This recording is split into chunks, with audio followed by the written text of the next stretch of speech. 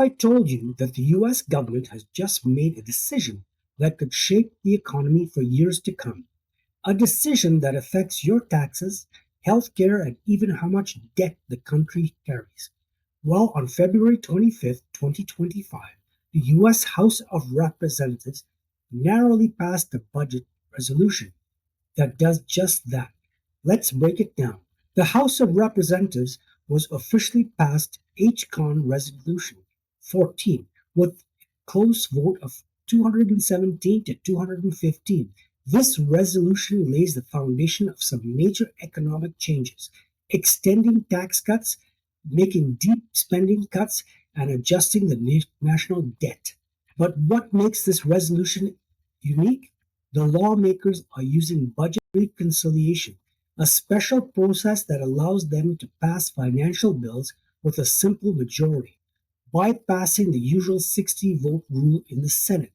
This means major policies could be pushed through without bipartisan support. Let's dive into the key areas of the resolution and what they mean for you. Tax policy, big changes coming. One of the biggest elements of this solution is the extension of tax cuts from the 2017 Tax Cuts and Job Act.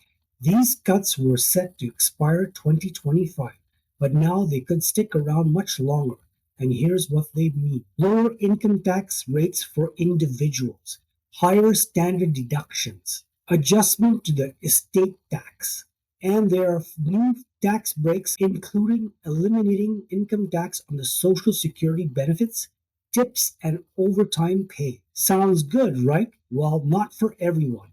While these changes aim to reduce tax burdens, critics say the most benefit higher income earners, leaving lower and middle income households with fewer advantages. Spending cuts: where will the money come from? To balance out these tax cuts, the resolution also slashes government spending by at least 1.5 trillion over the next decade, with the possibility of exceeding 2 trillion. Key areas targeted for cuts: energy and commerce, 880 billion in reduction; education and workforce committee, 330 billion in cuts. These cuts will significantly impact healthcare, education, and social services, raising concerns about the accessibility to essential programs like Medicaid. Debt and defense: borrowing more, spending. The resolution also increases the debt ceiling by 4 trillion, ensuring the government can keep borrowing money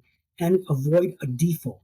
At the same time, it prioritizes 300 billion for border security and national defense, a key Republican focus. This raises a crucial question: how will this impact future economic stability? Who benefits and who loses? Let's break that down: how different income groups will be affected by these changes. Low income households may lose about 7.4% of their income due to expected Medicaid cuts, a massive hit. The top 1% will see an estimated 3.9% increase in income tax from extended tax breaks. The middle class Americans will get some tax relief, but not nearly as much as the wealthiest individuals. This disparity has led criticism and that the resolution favors higher income groups, potentially widening the economic inequality. So, what happens next? Passing the resolution is just the first step. Now, lawmakers need to iron out the details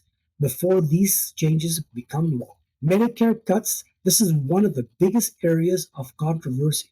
Cutting 880 billion from Medicaid could affect over 72 million Americans who rely on it for healthcare. Senate negotiations: the Senate has passed a slightly different version of this resolution. Now, both chambers must reconcile their differences, which could lead to major debates. Political changes: House Speaker Mike Johnson struggled to unify Republicans on this issue. Fiscal conservatives want more cuts, while moderates worried about the social impact. With only one Republican voting against it, future legislative battles will be tough. On the other side, Democrats are strongly against resolution, arguing that it hurts low income and middle class families. while giving the wealthiest Americans an advantage. Reactions from the lawmakers. Republicans they argue that these tax cuts will boost economic growth, help American families, and keep businesses competitive. Ways that mean Chair Jason Smith warned that letting tax cuts expire could mean an average 22% tax increase for millions of Americans. The Democratic view, Democrats see this as an attack on social programs, especially Medicaid and education funding. They argue that the short term tax relief doesn't outweigh the long term harm caused by cutting vital services. So, what does this mean for you? If this resolution moves forward, it will shape U.S. economic policy for years to come, impacting tax rates, healthcare, and national deficit. But this isn't over yet.